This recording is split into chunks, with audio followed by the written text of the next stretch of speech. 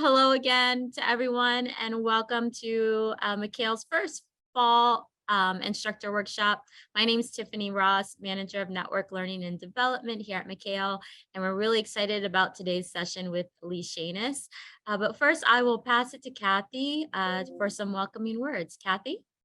Thanks, Tiffany. Hi, everybody. And what a great day to talk about fall when it was so nice and cool this morning. I love everything, but I'm not a pumpkin spice fan. So that debate can happen later. Thank you all for being here. We have a big crowd today, and Lee, I'm sure will guide you through a great workshop. But, I always like just to pop on and see your faces and say hello. When we're in person, I hope to do this more. We really are working to make sure that we're connected with everybody. We are really working on a lot of our trainings and other things to be around being very learner centered, making sure that we're centering learner voices, making sure that we are understanding the perspective of our adult learners and how we do our trainings, how we can help support you all in the classroom, how I particularly speak with our county elected officials and work with the county on things around that from the learner perspective. And I hope that all of your fall classes have started well. We had a great event at Montgomery College.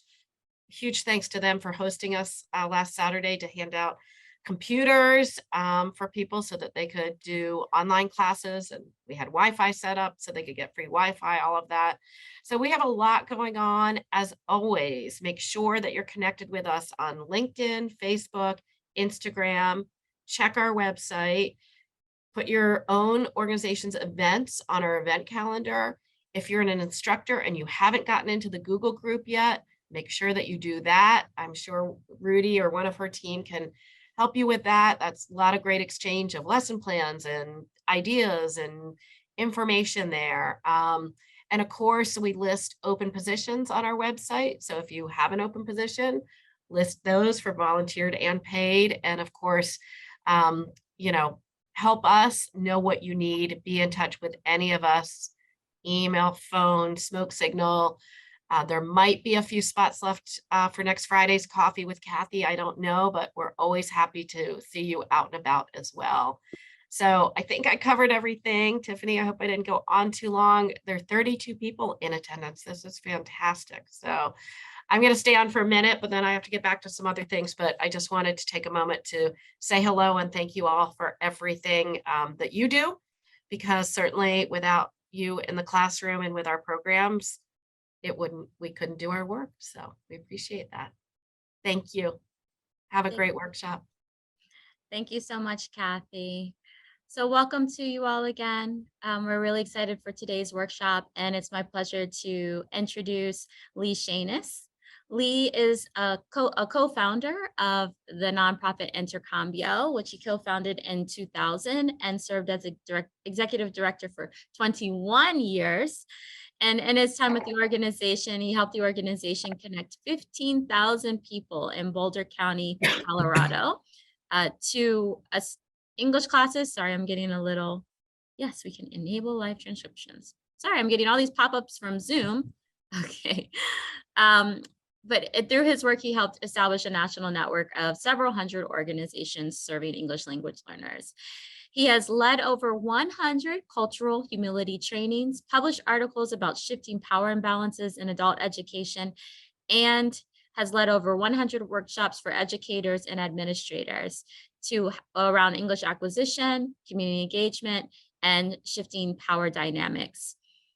You may have been in a workshop of Lee's before. Today, you're definitely in for a treat. He was in our March professional development conference where he taught us about fostering brave spaces for more speaking and mutual learning. And today we are so thankful to have you with us here again, Lee, to share with us how to communicate in simple English to reduce language barriers in the classroom.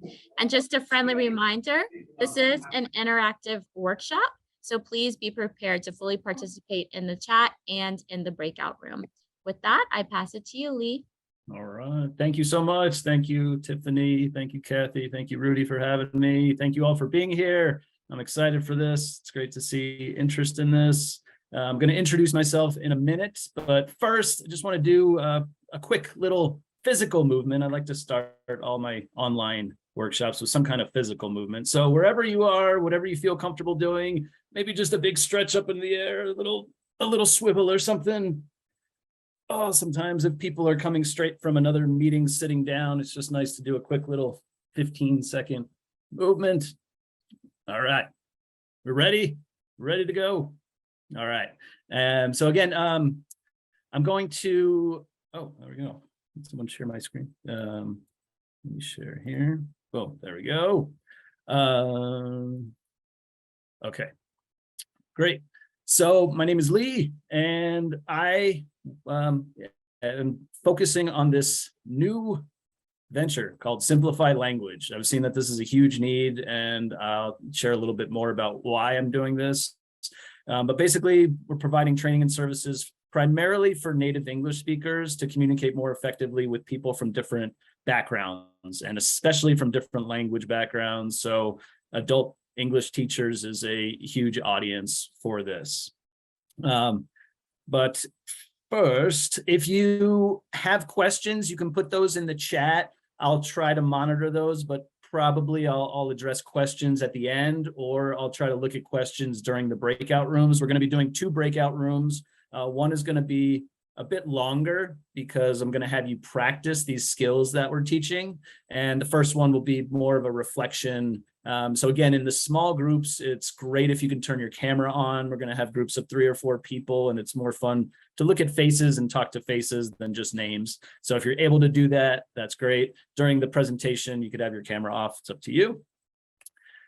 And this is something I love because it's immediate and actionable, and it's a huge piece of equity. Language is a big piece of equity. Language justice, language access. A lot of times we just think about translation and interpretation as language justice and language access, and those are very important, but this is another piece of that. And so I'm going to teach you to move away from complicated phrases like, I'm going to bring you up to speed about the countless ways we can join forces to propel language inclusion to the forefront of your work. We're going to work together to make your language more understandable and more inclusive. So we're going to look at ways to simplify language just like that. This illustrates the problem pretty clearly. This is from NPR. It's a group of non-native English speakers in a room. They're communicating in English with each other. They're from different countries. And then an American, I use the term US American instead of American, they say American.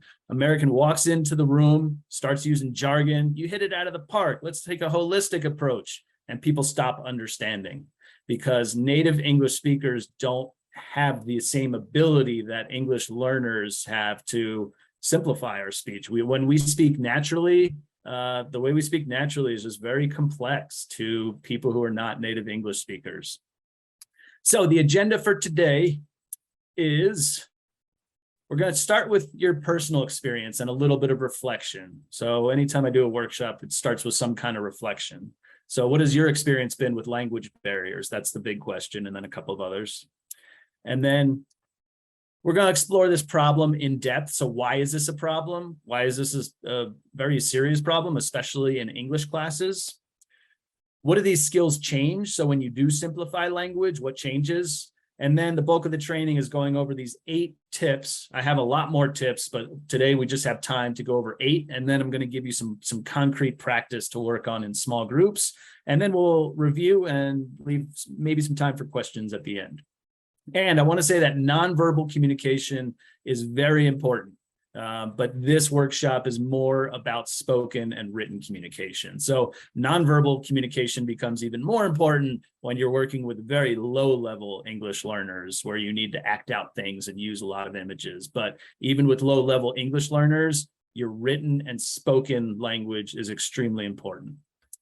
So who am I? Why am I focusing on this? So Tiffany already gave a little intro. I was the co-founder and executive director of Intercambio for a long time. I've dedicated most of my adult life to cross-cultural connection. I grew up in Montgomery County. My mom was a staff developer in Montgomery County schools for a long time. And then I've been in Colorado for the last 23 years. But I love doing stuff in Montgomery County. Got a lot of experience with this. I love leading trainings. And I've worked with lots of English learners, and my family is full of English learners as well. My wife is from Colombia. A lot of my closest friends are not native English speakers, and I've heard from them about the struggles they experience at their jobs, in their everyday lives, when people do not simplify language. And my wife is super advanced English, but she still struggles with complex language at her job, with friends, with friends of ours, kind of everywhere. And I love this because this is a faster way to reduce language barriers than to learn another language. That's usually the solution. So, I'm all for learning languages, obviously. It's what I've devoted my life to. But teaching people to simplify language has, like, for instance, I had a friend come to me and say, Lee, when am I going to understand my coworkers at staff meetings in English?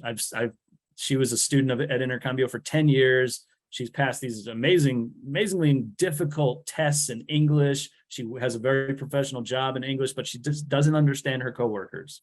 And I said, me training your coworkers on how to simplify their language, and if they just use these simple skills, it'll take 2 hours. If they don't do that, it's going to take you probably another 5 years to have to learn all of the acronyms and idioms and metaphors and, different ways people speak. So it's like 2 years or 5 years versus 2 hours of work. That's kind of the impact of this. And not a lot of people are addressing this. A lot of English teachers have thought about it. And, some people are just better than others naturally at simplifying language. But this is really a difficult thing to be great at. It's not super hard to be good at, but it's very difficult to be great at. And teachers who are great at this skill can build more confidence for their English learners. And there's a lot of other benefits of that. And finally, I've had a lot of privileges in my life. And I want to contribute something around, that advances equity. And to me, this is a concrete, actionable piece of equity to shift power imbalances, and put a little bit of the responsibility on people who were born into the language of dominance, like me. So who were born into speaking English. Okay, so I'm going to put you into small groups here, and we're going to discuss a couple of questions. So I want you to reflect on where, when, and how often in your life have you struggled with language barriers? Was it an instance here, living in the US? Was it traveling? Was it living in a different country? Was it, I traveled to Texas and I couldn't understand their English there? What was it? So think about some experiences you've had. And also think about how aware are you when people don't understand you? So I want you to really think about that. And how do you know when people don't understand you? So think about inside an English class and outside of an English class. And how skilled do you think you are at adjusting your English when you need to? Right? We come with different skill levels. So even if you think like, oh yeah, I've really, focused on this for 15 years, there's still more. I've focused on this for 20 years and I'm still working at this skill. It's like an instrument. You never completely master it. There's always more to learn, and you could always get better. So this is our small group first conversation.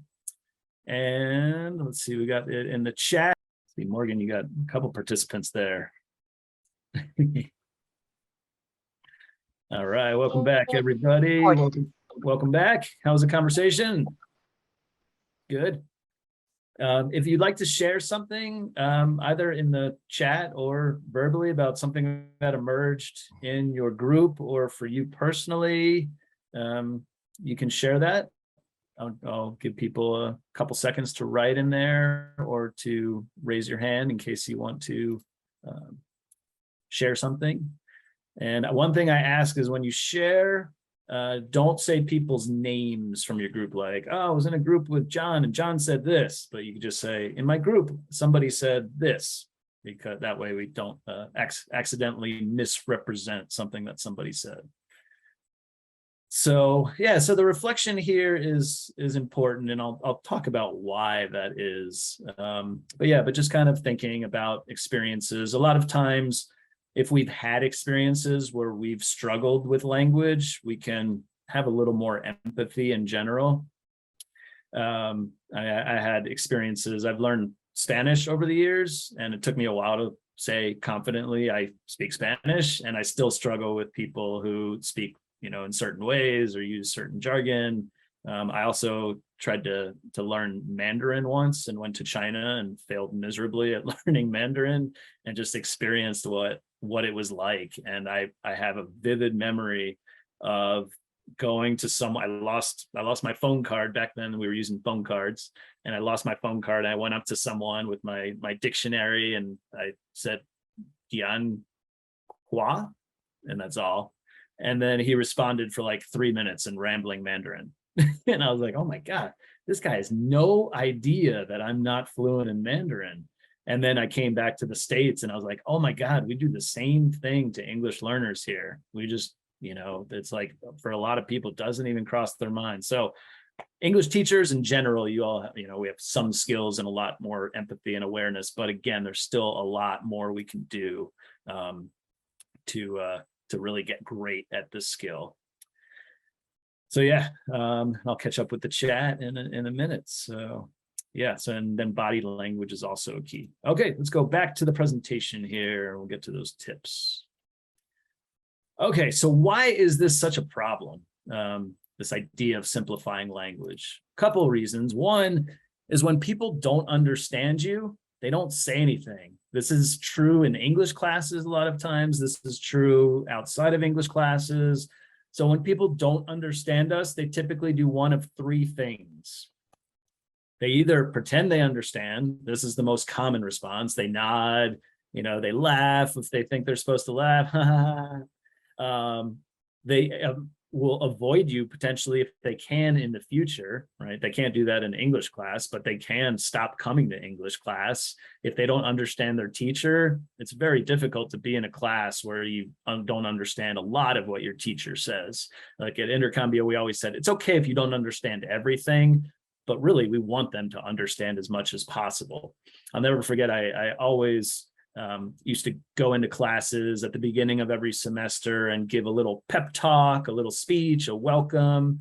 And this one time I gave my talk about how Intercambio is about mutual learning, and everyone is a teacher and everyone is a student, and this student came up to me after and said, Lee, thank you so much. And I was like, what did you like about my little presentation? He's like, I understood you. And now that's what he liked best. It was not the content, but just I understood everything you were saying. And that to me was like, oh, wow, like this really builds confidence when they understand. And when we ask students for feedback about their teacher, that's something they always comment on. I understand them. They speak clearly. They slow down a little bit. They do these things that allow me to understand.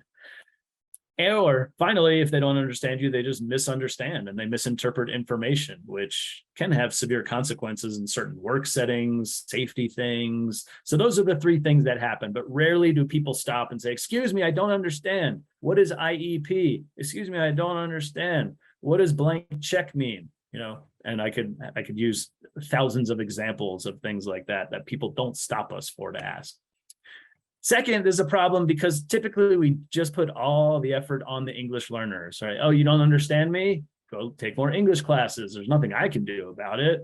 But we're looking at shifting that burden, seeing what can native English speakers do to take on some of that responsibility. So we can work on our language. We can start to be aware of the language we can use. We can start to develop the skills to adapt our language so that we can be better understood, so that it's not just all on the English learners to do 100% of the work. We can do some of it.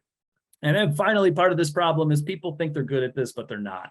I've talked to a lot of people about what I'm doing now, and some of them are like, oh, I know someone who could really use that. And I'm like, yeah, who could really use this? You. Because I've seen you talk to my wife, and I see that she doesn't understand you because of the language and how you speak. So people are not aware that they are part of the problem. All right, we're all part of this problem, and we all have skills to develop. We could all do better. Again, this is something I've focused on for 17 of my 21 years, and it's not something that I'm like perfect at. Every time I practice, I get a little better, but it's still something I need to work on. And I also want to point out that the way I'm speaking in this presentation is not the way I would be speaking to an intermediate English class or a beginning English class or even an advanced English class. I know my audience here, and we'll talk about knowing your audience right now. So again, before we get into these 8 tips in the practice, this is a lifelong skill. This is something you can always develop. It's like a muscle you need to work out. It's like playing a sport, learning an instrument. It requires practice. It's not something you go, you read this presentation as the PDF and be like, oh, I got the tips, I can do this now. No, you got to practice and practice and practice and practice some more. And to be able to do this quickly is really hard to do, but that's how you need to use this skill. This is for writing and speaking. Right? With writing, you can take time. Like if I write an email and then I think, all right, I need to simplify this email, I can take some time. But if I go into a class and I'm speaking to a class and I find myself using a phrase that it might not be understood, I need to correct it in the moment, which that's a very hard skill to develop. And second, know your audience. So are you speaking to people who are 99% fluent in English and you just need to adapt a couple little things? Or are you speaking to, a level 1 class that you need to adapt a lot? So really know how much you need to adapt. But no matter how much you're adapting, the goal is not to dumb down what you're saying or change the content. So when I do this practice activity, your instructions are going to be not to change the content or eliminate, 80% of the message, but keep the message, change the words. Okay.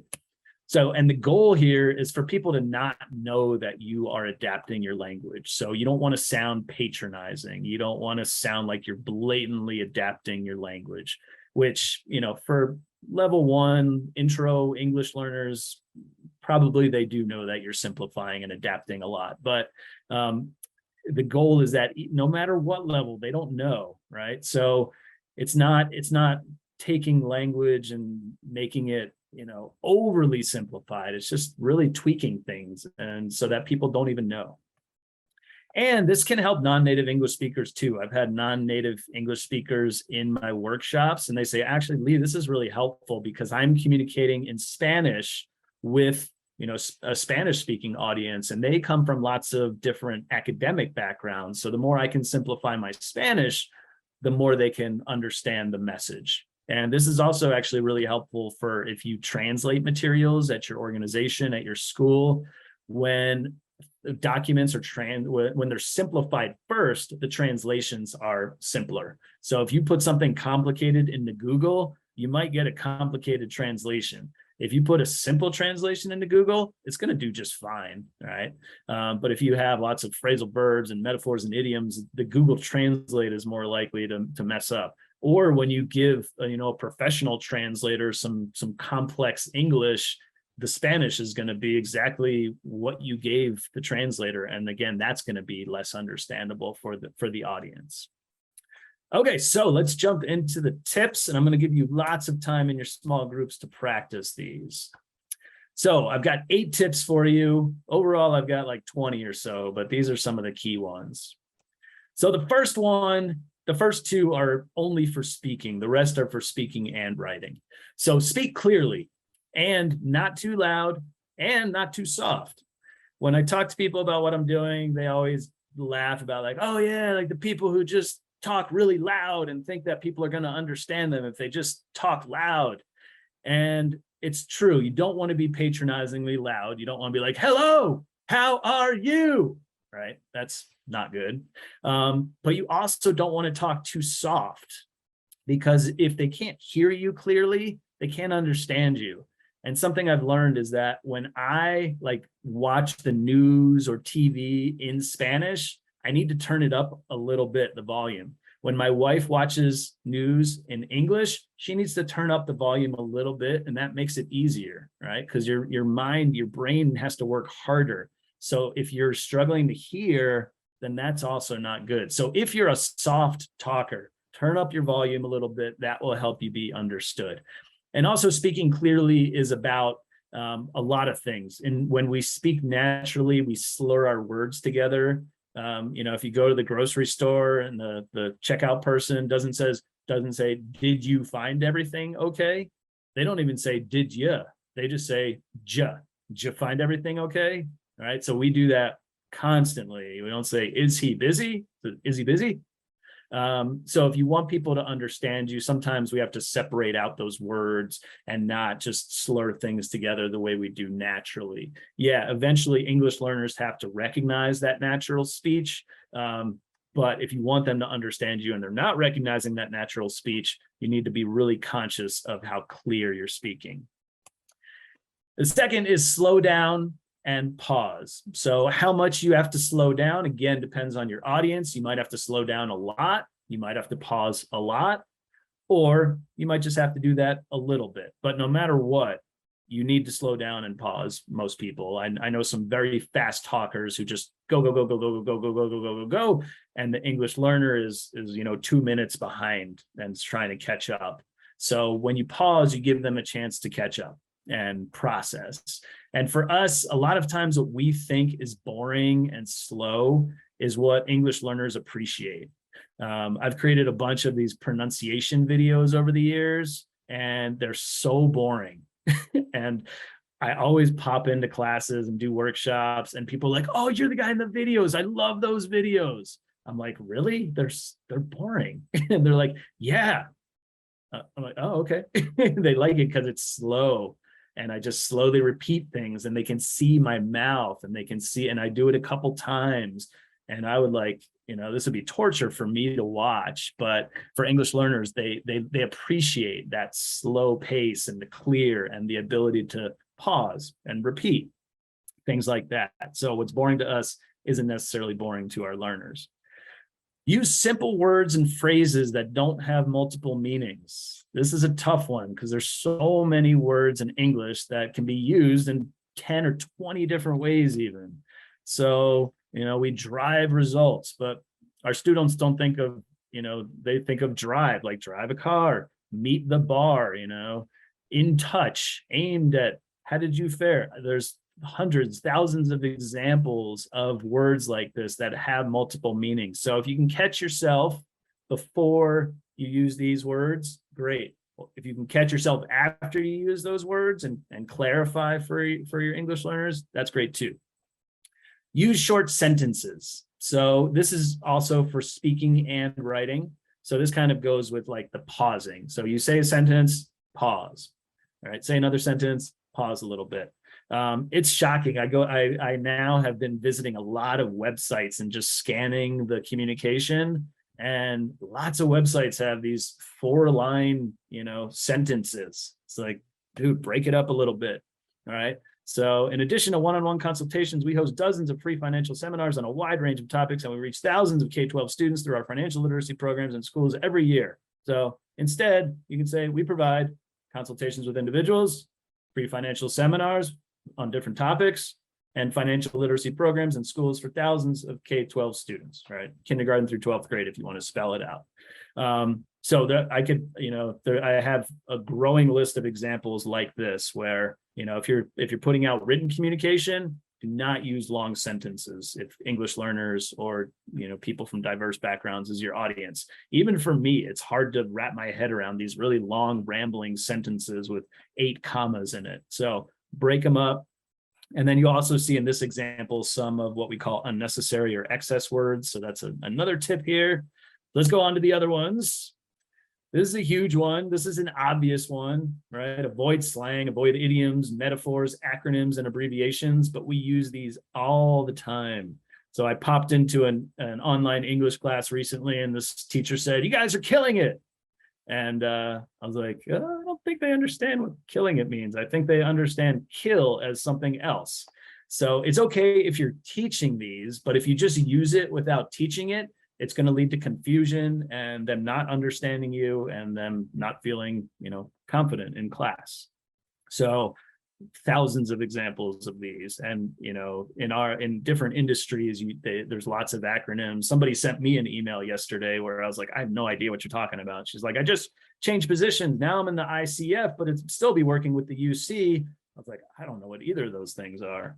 But to her, it's like, of course, everyone knows these acronyms. So we use a lot of these in our natural speech.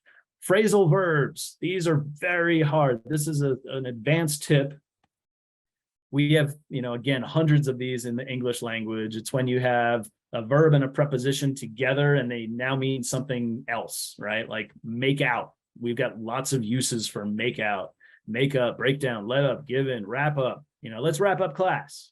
What does that mean? Okay, instead just say, let's finish class, let's end class. If there's one word you can use instead of these 2-word phrasal verbs or 3-word phrasal verbs, like look around in or look down up, there's tons of these examples. So again, we need to teach these because our English learners have to learn them. But if you want to be understood, avoid these. If you catch yourself using one, spell it out. Excess words. We are terrible at just using tons of words and phrases that we don't need to use. And the more we use excess words, the less understandable we are. So in order to becomes two. We have a number of blah, blah, blah. We have many blah, blah, blah. We are now able to, we can blank. So there's lots of examples where we take 3 or 4 words and we could just shrink it to 1 word, or we don't just, there's a lot of times we don't need any of this. So I was reading some emails from our superintendent recently, and I took his email and simplified a lot of it. And he started lots of sentences with, as you may have heard. I was like, strike that. Speaking of post-secondary readiness, strike that. The more you have this unnecessary language, one, the fewer people are going to read it. They're going to look at it and be like, oh, this is too long to read. And just the less accessible it becomes. So we have to get in the habit of really looking and just removing stuff that we don't need. And finally, the last tip is simple sentence structure and simple grammar tenses. So this is a writing example from another website that I'm working to simplify, offering the most concentrated level of support to our participants and aimed at alleviating poverty for the next generation, comma, our nonprofit has expanded programming to go deeper with families with children. All right, I simplified that quickly to our nonprofit programs now provide more support for families to reduce poverty for the next generation. Didn't remove any of the message, just changed the order of the sentence and made it more accessible, changed aimed at, changed has expanded programming to, we now provide. So anytime you can do that, some of the more difficult grammar structures are like, how long have you been living in the US, right? There's other ways we can ask that.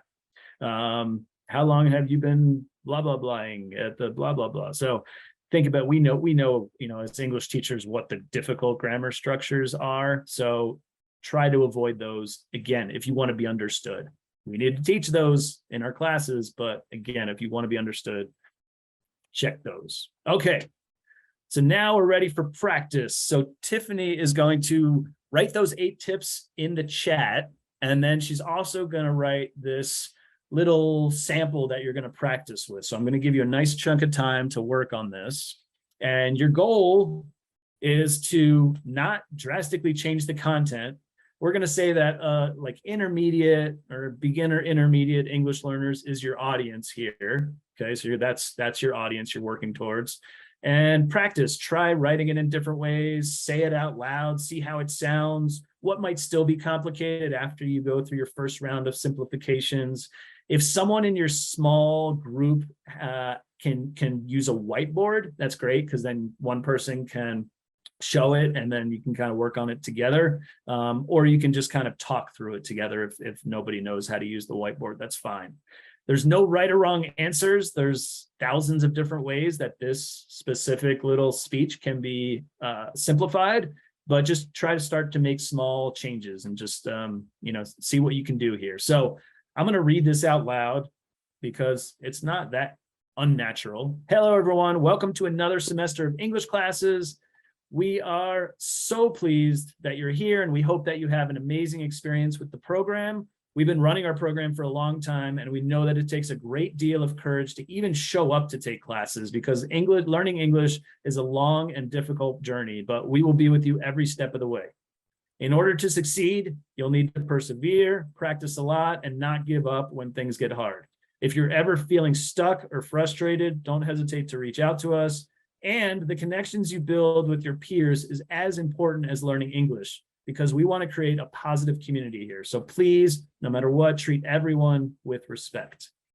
Okay, does any of that sound like completely unnatural? No, right? I made it a little bit, complex for practice purposes.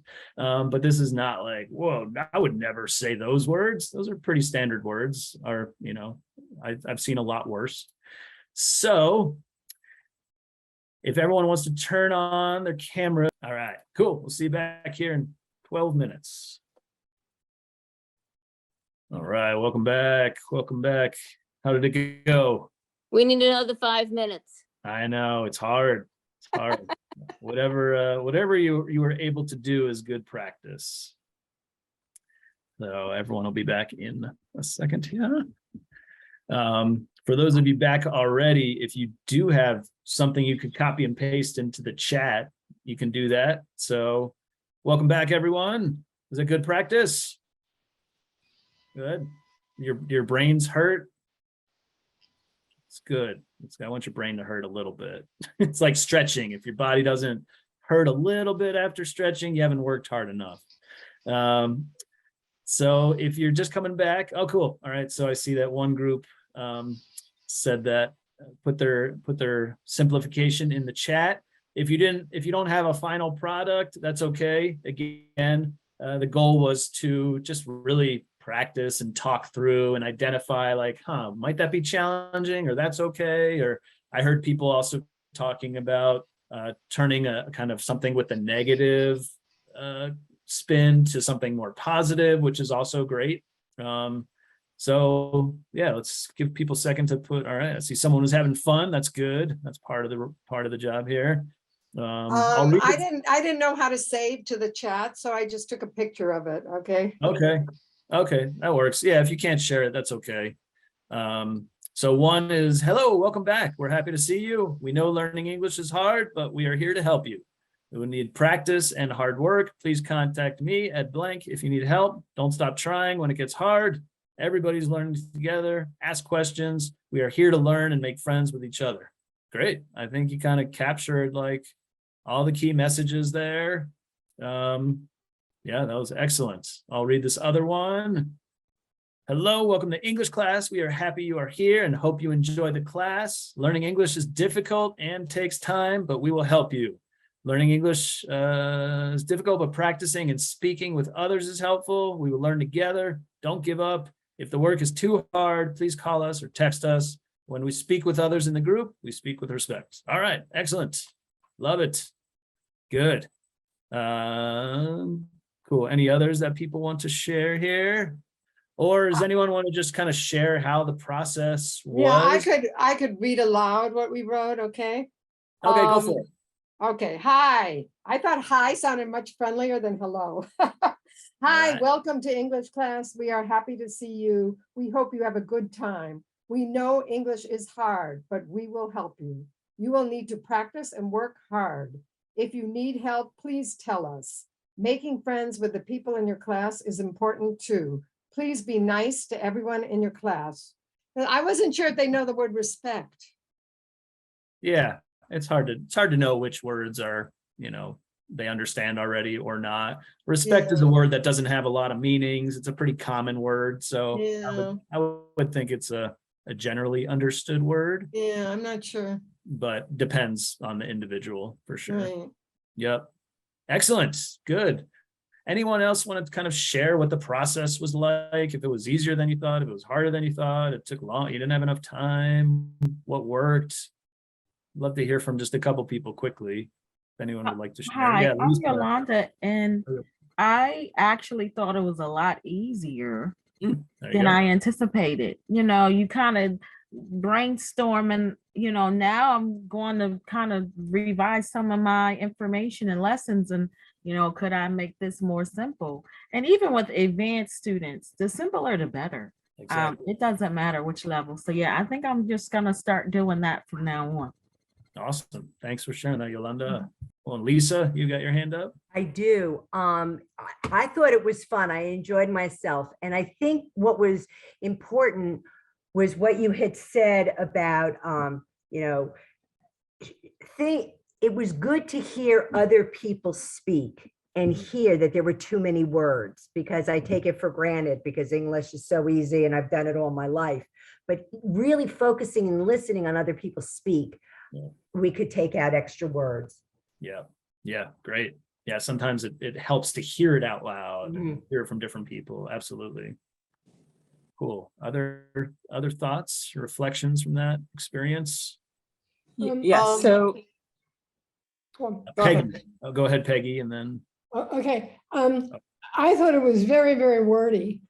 And I appreciated the conversation of the bigger words like persevere and how you would change it.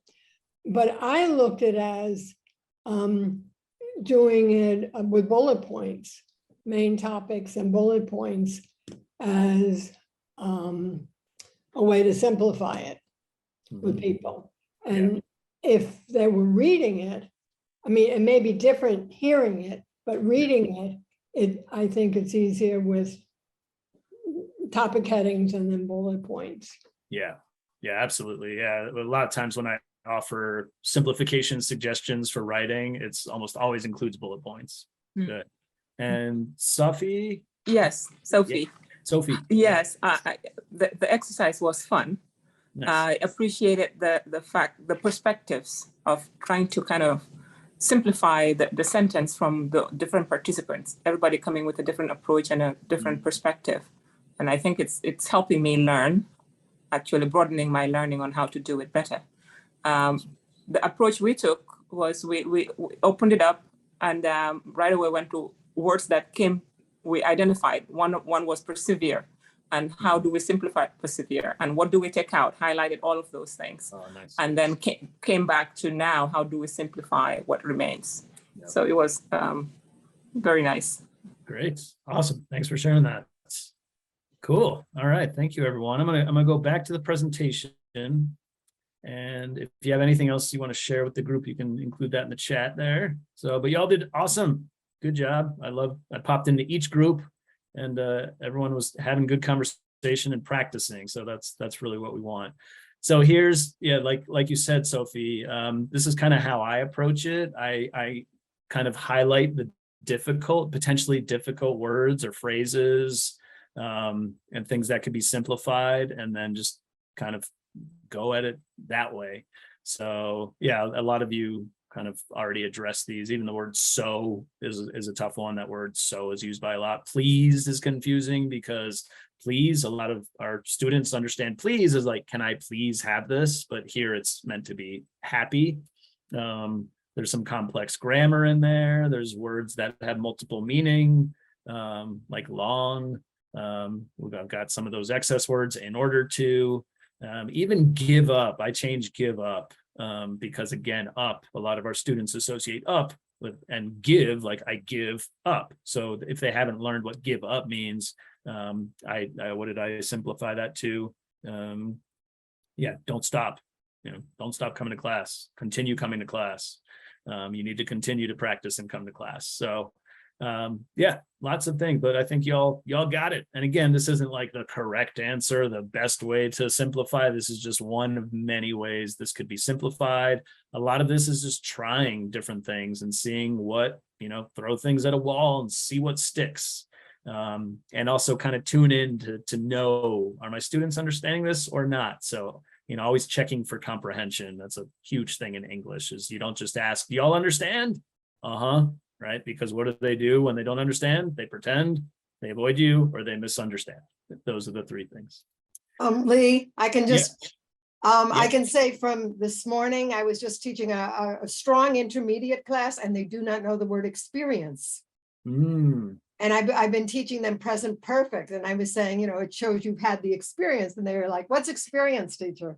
So I can tell you, you used experience twice, and my students, you would have lost them, and they're strong intermediate students. Yeah. So what did you simplify the word experience to? I said, you have done something. You have done it. You have done it. You have experience.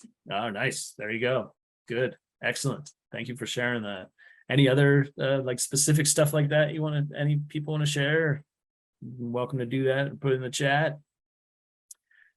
So before we do our little review, if you're interested in bringing this training to your organization, this is something that I also offer. So I do this for specific organizations. So if you're interested, the full training The process is I'll meet to discuss, how this supports your goals as an organization. So like at Intercambio, we have kind of equity goals and inclusion goals, and we've done lots of surveys around that. And we want people to be included in conversations and all that. So first we can talk, and then I can get your input. We can talk, and I can scan your written communication. I could observe natural spoken language that you use at meetings. So again, at Intercambio, a third of our staff is non-native English speakers, and it's very easy for them to be lost in meetings if the rest of the staff doesn't have simplifying skills.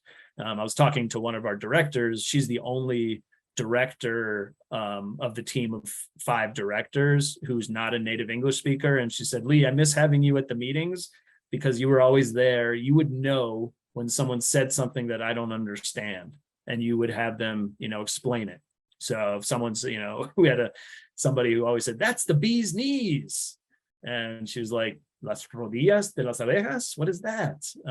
So I would explain, the bee's knees means it's great. And, oh, okay, cool.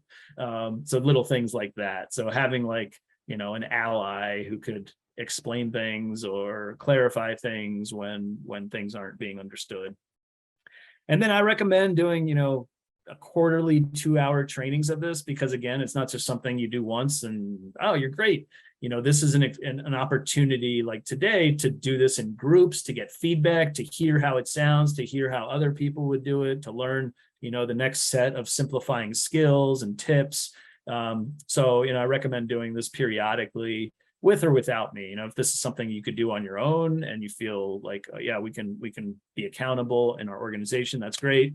And then we do a follow-up towards, your goals, and we'll create an accountability plan together. So that's what the full training looks like. What it'll do is it'll make all your spoken and written communication better understood by different people. If you're interested in improving recruitment, retention, I talked to the university yesterday, and they're like, we need to just start by simplifying our job postings, because we exclude people when our job postings include complex language. And really, English learners are the people we're trying to attract for these positions.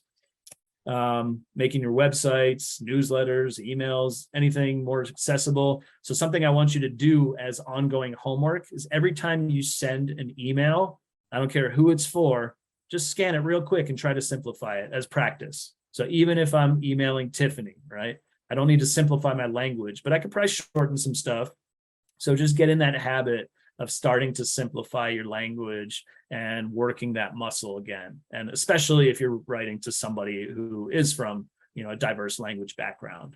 So that's some simple homework I want you to try, and just get in that habit, because, I get emails from people a lot, and I'm like, this is, 3 times as much as it needs to be. And you're now making me work for this, where, if you just scanned it ahead of time and just cut a bunch of the excess words and phrases, make it easy for me. And then again, this reduces, the translation costs, because a lot of times when you simplify something, you're reducing the amount of text if you're paying for translations per word, per page. This a lot of times reduces the need for interpretation. So I've talked to a lot of parents who speak English really well, and they understand English really well, and they request interpreters for the parent-teacher conferences with their kids. And I'm like, why do you need an interpreter? You can have a conversation. And it's because they don't know if the teacher has these skills or not, or if the teacher is going to be like, okay, let's talk about the foundations curriculum that we're going to be using, and your kid's IEP, and their GPA, and the blah blah blah, and the blah blah blah, and then the English learning parents are like, oh, I thought I spoke English, but I don't. But if the teacher has these skills, they can do it without an interpreter. And again, it makes translation and interpretation more effective when content is simplified before doing that. And it's going to increase efficiency and productivity. So when there's miscommunications at work, at your organization, that reduces efficiency, it reduces productivity, and a lot of times those miscommunications are avoidable.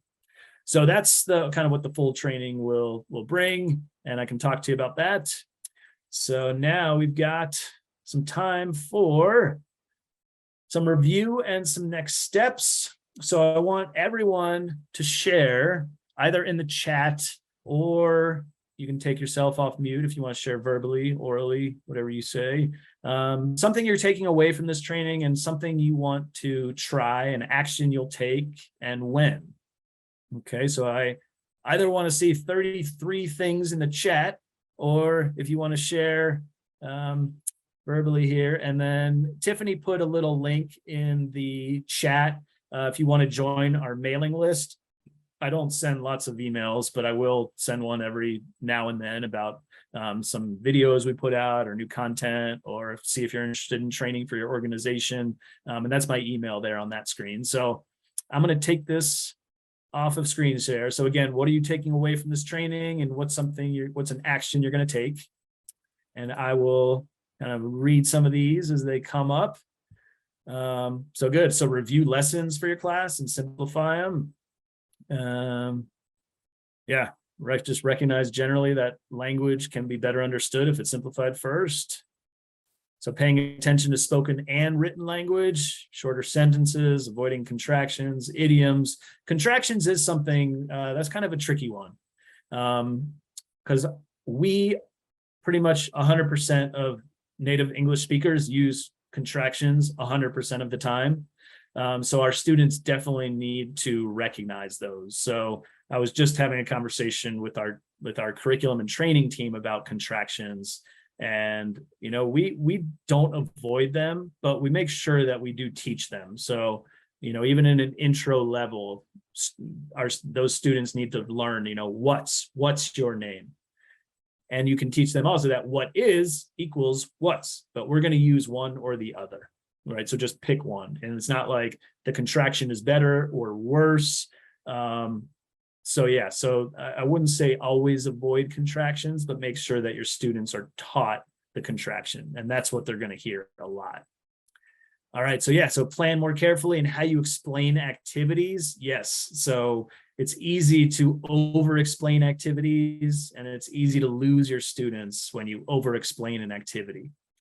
Less is more. Yeah, we can be more direct in our language. Great. Listen to others. There's a question here. How can I check for understanding with different levels of English and not exclude anyone? I might want to hear more about that question. Let's get back to that in a minute. Giving simpler instructions and explanations. Excellent. Reviewing lesson plans and kind of simplifying ahead of time. Speaking more slowly. Paying more attention to people's response when I speak to ensure that they're understanding. Remove excess words, check your emails before sending them. These are awesome. If you're assigned homework or have an important message, ask them to rephrase it. Good, so that's the checking for comprehension, right? So if you give instructions for an activity, a lot of times what our best teachers do is, okay, what are we doing now? What are we doing in the small group? We're doing this. Good, so having somebody repeat back to you or rephrase. Good, reviewing messages to make them shorter. Good. The way to simplify is very effective. Pause. Excellent.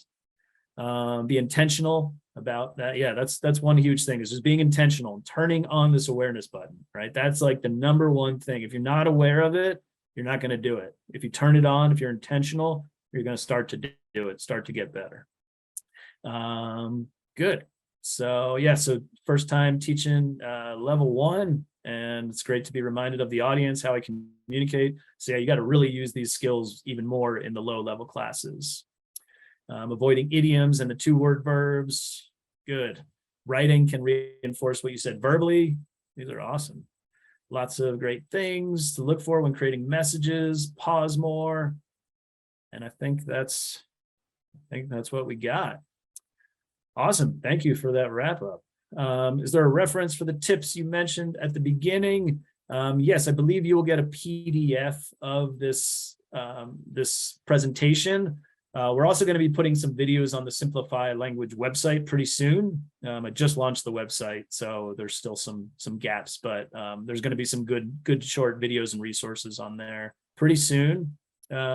I also think there's somebody in your area who does some training on this. If you want somebody in person, I can potentially connect you with their company. And wanted to open it up for some final questions, and also just gratitude for being here. Thank you for being interested in this. It's great to see that people are really open to taking on some of this responsibility, and understanding how important it is to be understood by people from, diverse backgrounds, especially language backgrounds. So thank you all for being here, for doing this work. And I hope to see you in future trainings. But yeah, I'll open it up. I've got about 3 minutes for questions. So yeah, Ginny. Mine's not a question as much as a comment. I was asking people, what don't you understand? And I had to stop doing that. And so now I say, what is the hardest thing we talked about today? And make each person say, what is the hardest thing? So nobody can get away with not having an answer. And then I can see what I need to reteach the next time. Cool. I love that. I'm writing that down. Ginny, this is Cynthia. Hi. Believe it or not, hi. I used that same technique yesterday. Awesome. I wrote it on my lesson plan, and we have a close that we ask them at the end, and it was exactly that phrasing I used. It's a good one. Yeah, it's a good one, Awesome. Thank you. Thanks for sharing that. I like that. I use a 2-minute evaluation at the end of the course. I just started a new course Tuesday. It's advanced TOEFL. And this comes out of my workshop trainings, so I apply it to my classroom work. It's just a 2-minute evaluation. What was the most helpful today's lesson? What was the least helpful? Yeah. And then I explain to students that I use that feedback to revise my lesson. Exactly. A better understanding of what they need and how I can support them. So one of their comments back to me was, what was most helpful is that I was open to feedback. Nice. Yep. That's awesome. Love it. Cool. Good. Other ideas, questions, things that have worked in this area of simplifying language or being understood, or this is Cynthia, something that I have been doing at the end of the teaching the lesson for the day. I have a 5-minute open conversation. Just ask them to express themselves. Say something that happened today, something happened at work, something happened with your children, and it's amazing how because they started to open up. Those who were covert in their responses start smiling and speaking. Yeah, nice. So, yeah. Beautiful. I like it. Very cool.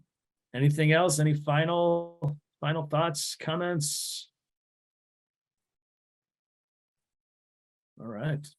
Well, thank you. I finished right on time. 2:25. Impressive. Thank Thank you thank so you. much, Lee. Thank you. Can we all please give Lee either a Zoom round of applause? Thank you so much, Lee. I feel like we all learned so much today. I know my immediate task is in my follow-up email to everyone where I'll be sharing the presentation. I'm going to simplify that email to the best of my ability. So feel free. Feel free to give me feedback on how I could make it even more simplified when I send that out. You'll receive that within the next day. And you will also put up this recording from today's workshop on the McHale YouTube within the next week. So you'll have access to this indefinitely. But thank you so much, Lee. This was a fantastic presentation. Yes, there's a lot that we can walk away with and really start applying to our work. Everyone, it would mean a lot to us if you complete the feedback survey in the chat. This is great for McHale and for Lee as we continue to do our future respective workshops. And also inviting you to our next instructor workshop. In the chat, there's a link to registration. This will be a sharing session on October 5th from 5 to 6. And it's about online games that you like to use in the classroom. So this will be an informal session where you can let us know your favorite game, maybe do a little example for us and learn some other games that other instructors are using in their classroom. Thank you all so much for joining us today. Feel free to unmute and say so long, and we hope to see you all soon. Bye-bye. Thank you. Thank you. Bye, everyone.